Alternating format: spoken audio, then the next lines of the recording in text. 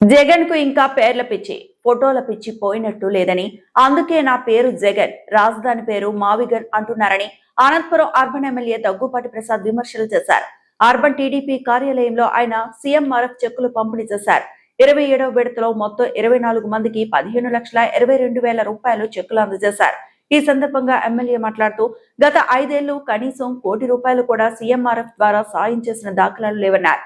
కానీ కూటమి ప్రభుత్వం అధికారంలోకి వచ్చిన 22 నెలల్లో నియోజకవర్గంలో 550 మందికి మొత్తం 5.5 కోట్ల రూపాయలు సీఎంఆర్ఎఫ్ ద్వారా సాయం చేసినట్లు చెప్పారు. మరోవైపు నిన్నటి రోజు అనంతపురంలో దీపావళికి మించిన సంబరాలు కనిపించాయన్నారు. అమరావతి రాజధానిగా చట్టబద్ధత లభించడంపై అంతటా విజయోత్సవాలు నిర్వహించారన్నారు. దీనిపై జగన్ తప్ప అంతో సంతోషం వ్యక్తం చేశారన్నారు. జగన్ కి ఇంకా పేరు పిచ్చి, ఫోటోల పిచ్చితో గతంలో సర్వేరాలు, రైతు పాసు పుస్తకాలు, చివరకు పిల్ల పుస్తకాల్లో కూడా ఫోటోలు వేసుకున్నాడన్నారు. 3 రాజధానులు అన్నందుకు ప్రతిపక్ష హోదా కూడా లేకుండా 11 సీట్లకు పరిమితం చేశారని, ఇప్పుడు మావిగన్ అంటే పులివెందుల ఎమ్మెల్యే అనే పదవి కూడా ఉండదని ఎమ్మెల్యే దగ్గుపాటి ప్రసాద్ హెచ్చరించారు. అనంతపురం అర్బన్ నియోజకవర్గంలో మా ముఖ్యమంత్రి నారా చంద్రబాబు నాయుడు గారి ఆదేశాల మేరకు మా యువ నాయకుడు, భవిష్యత్ నాయకుడు, ఐటీ శాఖ మంత్రులు, విద్యాశాఖ మంత్రి నారా లోకేష్ గారి సూచనలతో 27వ విడత సీఎంఆర్ఎఫ్ చెక్స్ పంపిణీ చేయడం జరిగింది. ఈరోజు దాదాపు 16 లక్షల రూపాయలు 24 మంది లబ్ధిదారులకి ఇవ్వడం జరిగింది. ఇప్పటి వరకు దాదాపు అనంతపురం అర్బన్ నియోజకవర్గంలో గతంలో ఎప్పుడూ లేనటువంటి విధంగా దాదాపు 5.5 కోట్లకు పైగా ఈరోజు సీఎంఆర్ఎఫ్ ఇప్పటి వరకు ఇవ్వడం జరిగింది. గత జగన్మోహన్ రెడ్డి పాలనలో 5 ఏళ్ళ కానీ కనీసం ₹1 కోటి చెక్కులు కానీ సీఎంఆర్ఎఫ్ అనంతపురానికి ఇవ్వలేదు. కానీ మేము 20 నెలల కాలంలోనే దాదాపు 5.5 కోట్లకు పైగా ఈరోజు అనేక మంది లబ్ధిదారులకు ఇవ్వడం, దాదాపు 550 మంది లబ్ధిదారులకి, అంటే 550 ఫ్యామిలీలకి మేము ఈరోజు 5.5 కోట్లకు పైగా సీఎంఆర్ఎఫ్ కింద మా ముఖ్యమంత్రి నారా చంద్రబాబు నాయుడు గారు ఇవ్వడం జరిగింది. గతంలో జగన్మోహన్ రెడ్డి అలాగే ఇక్కడ ఉండే నాయకులు కానీ కనీసం హాస్పిటలైజ్లు అయిపోతే బిల్స్, అంటే పేదవాళ్ళు కానీ కొన్ని ఆరోగ్యశ్రీ కింద లేనివి అనేకమైనవి రోగాలు వస్తే దానిలో వాళ్ళు సొంతంగా ఖర్చు పెట్టి వైద్యం చేయించుకుంటే కనీసం దానికి హెల్ప్ చేసిన దాఖలాలు గతంలో ఎప్పుడూ లేవు. కానీ ఈరోజు మా ముఖ్యమంత్రి నారా చంద్రబాబు నాయుడు గారు ప్రతి ఒక్కరికి, బడుగు బలహీన వర్గాలకి, పార్టీలకు అతీతంగా ఏ పార్టీ అని చూడట్లేదు, ఎవరైతే లబ్ధిదారులు, ఎవరైతే అర్హులు ఉన్నారో వాళ్ళందరికీ ఈరోజు సీఎంఆర్ఎఫ్ అనంతపురం అర్బన్ నియోజకవర్గంలో అందించడం జరుగుతుంది. అలాగే నిన్నటి రోజున అనంతపూర్లో దీపావళి పండుగ జరిగింది. దీపావళి పండుగ కన్నా ఎక్కువ టపాసాలు కాల్చి మా అమరావతి ఒకే రాజధాని అని మా అనంతపురం ప్రజలు గర్వంగా నిన్న పండుగ చేసుకోవడం జరిగింది. గతంలో ఉండే ముఖ్యమంత్రి జగన్మోహన్ రెడ్డి 3 ముక్కలాట ఆడుతూ అమరావతి ఒక రాజధాని, విశాఖపట్నం ఒక రాజధాని అని, కర్నూలు ఒక రాజధాని అని చెప్పేసి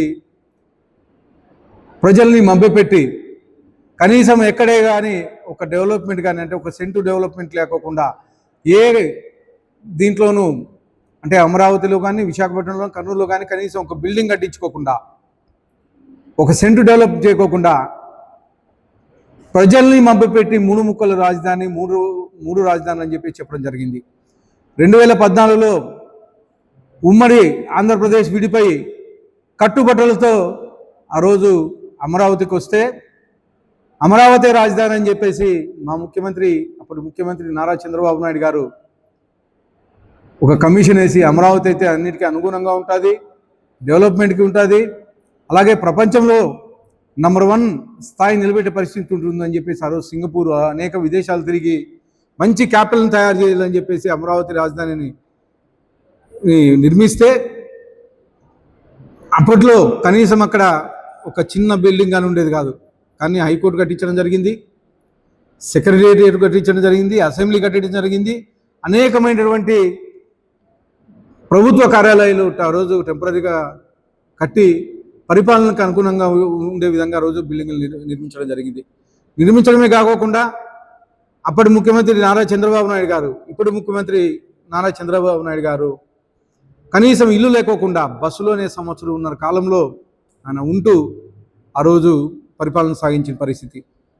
అలాంటి పరిస్థితుల్లో ఒక్క ఛాన్స్ అని ఒక్కసారి అవకాశం ఇవ్వండి అని చెప్పేసి జగన్మోహన్ రెడ్డి ప్రజలను మోసం చేసి 151 సీట్లతో అధికారంలోకి వచ్చి ప్రతిపక్ష నాయకుడిగా ఉన్నప్పుడు కనీసం 30,000 ఎకరాలకు తక్కువ కాకుండా అమరావతి రాజధాని ఉంటే బాగుంటుందని చెప్పేసి ఆ రోజు అసెంబ్లీ సాక్షిగా మాట్లాడి నువ్వు అధికారంలోకి వచ్చిన తర్వాత 3 ముక్కులాట ఆడావు.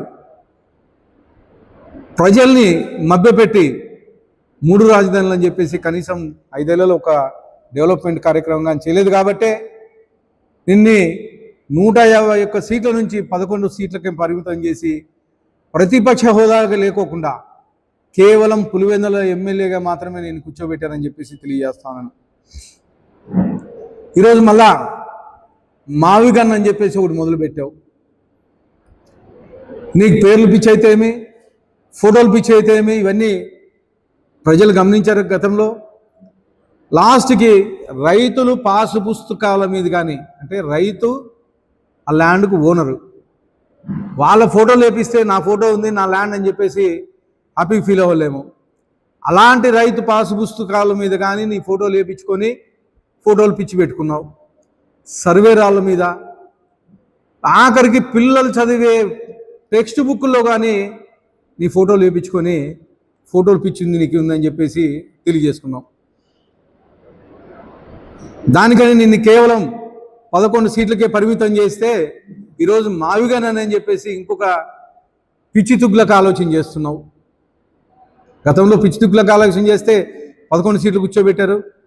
మళ్ళీ ఇంకో ఆలోచన చేస్తున్నావు. ఇప్పుడు నా పేరు జగన్ను, క్యాపిటల్ పేరు గన్ రావాలని మావిగన్ అని చెప్పేసి పెడతా ఉంటే ఈరోజు మళ్ళా ప్రజలు ఇంకొన్ని వచ్చే ఎలక్షన్లో ఆ 11 సీట్లు కానీ రాకుండా నేను ఇంట్లో పెడతారని చెప్పేసి తెలియజేస్తా ఉన్నాను. కనీసం ఇప్పుడు పులివెందుల ఎమ్మెల్యే అనగా ఉన్నావు. ఇదే మాట మాట్లాడుతూ ముందుకు పోతే పులివెందుల ప్రజలే నిన్ను ఓడిస్తారని చెప్పేసి తెలియజేస్తాను. ఈరోజు నిజంగా ఆంధ్రప్రదేశ్ ప్రజలకు చాలా అదృష్టం. కేవలం అమరావతి ఒక రాజధాని. గతంలో కన్ఫ్యూజన్లో ఉన్నాం. భావి తరాలకి మన ఆంధ్రప్రదేశ్ రాజధాని ఏంటి అని అడిగితే చెప్పలేని పరిస్థితి. అలాంటి పరిస్థితిని గత నెలలో అసెంబ్లీలో చట్టబద్ధత రూపొందించి పార్లమెంటుకు పంపిస్తే లోక్సభ ఆమోదం పొంది నిన్నటి రోజున రాజ్యసభ ఆమోదం పొంది ఈరోజు ఆంధ్రప్రదేశ్కి అమరావతి ఒక్కటే రాజధాని అని చెప్పేసి చట్టబద్ధత కల్పిస్తూ చేసిన దానికి ప్రత్యేకంగా ప్రధానమంత్రి నరేంద్ర మోడీ గారికి, గౌరవ ముఖ్యమంత్రి నారా చంద్రబాబు నాయుడు గారికి, అలాగే ఉప ముఖ్యమంత్రి పవన్ కళ్యాణ్ గారికి, భవిష్యత్ తరం నాయకుడు మా యువ నాయకుడు ఐటీ శాఖ మంత్రులు నారా లోకేష్ గారికి ప్రత్యేకంగా అనంతపూర్ ప్రజల తరపున ధన్యవాదాలు తెలుపుకుంటూ మరొక్కసారి సీఎంఆర్ఎఫ్ అనంతపూర్ అర్బన్ ప్రజలకు బ్రహ్మాండంగా ఇచ్చిన దానికి ముఖ్యమంత్రి వర్యులకు ధన్యవాదాలు తెలుపుకుంటున్నాను.